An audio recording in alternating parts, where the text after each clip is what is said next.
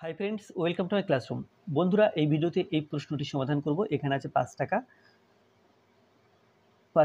2 টাকা ও 50 পয়সার মূল্যের অনুপাত কত? তো অনুপাত করার আগে আমাদের যে কথাটা মাথায় রাখতে হবে যে সংখ্যাগুলোকে একক একই করে নিতে হবে। যেমন এখানে আছে টাকা, এখানে আছে টাকা, বাট এখানে পয়সা আছে। সুতরাং এই টাকাগুলোকে পয়সা করে নিতে হবে, আর তা না হলে এই পয়সাটাকে টাকা করে নিতে হবে। তো আমি এখানে দুই রকমভাবে করাবো। টাকাগুলো পয়সা করে নিয়ে করব, আবার পয়সাগুলোকে টাকা করে নিয়ে করব। তাহলে প্রথমে কি পয়সা করে নিয়ে করি। যেমন 5 টাকা সমান পয়সাতে হবে এটা 500 পয়সা। তারপর আছে 2 টাকা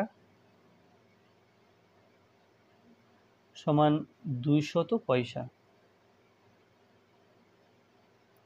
তারপরে 50 পয়সা, 50 পয়সা তো 50 পয়সাই হবে।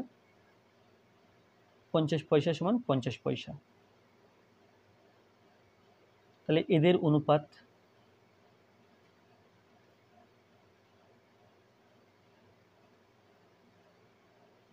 অনুপাত সমান, প্রথমটা আছে 500, তারপরেরটা আছে 200, তারপরেরটা আছে 50।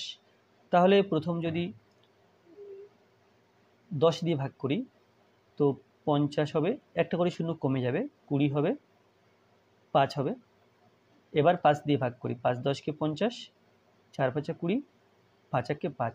তাহলে এটা হলো মূল্যের অনুপাত। এবার আমি কি করেছিলাম, পয়সায় পরিণত করেছিলাম। যদি টাকায় পরিণত করি অনুপাত কি একই আসবে, দেখে নিই। তাহলে প্রথম আছে 5 টাকা, তাহলে 5 টাকা সমান 5 টাকা, ওটা না লিখলেও চলবে, তবে আমি লিখে নিই। 5 টাকা সমান 5 টাকা। 2 টাকা, ওটা 2 টাকাই হবে। তারপর 50 পয়সা, তাহলে পয়সাকে আমরা জানি 100 পয়সাতে 1 টাকা হয়। তাহলে 50কে যদি আমরা টাকা করতে যাই 100 দিয়ে ভাগ করতে হবে, তারপরে এখানে টাকা লিখতে পারবো। তাহলে কাটাকুটি করলে 1 2 সমান 1 এর 2 টাকা। তাহলে কি পেলাম? তাহলে পেলাম যে এখানে 5 5, এই 5 2 এবং 1 এর 2। তাহলে এদের অনুপাত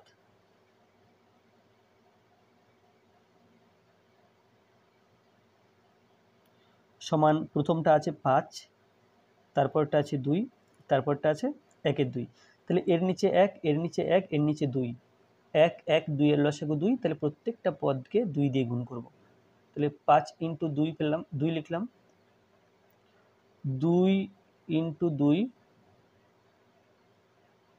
1 এর 2 × 2। তাহলে 2 2 কেটে দিলাম।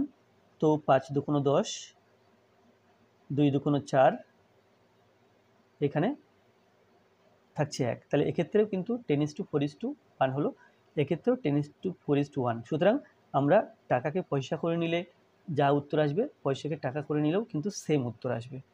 ধন্যবাদ। তো তোমরা এটাও করতে পারো আর এটাও করতে পারো, তোমাদের চয়েস।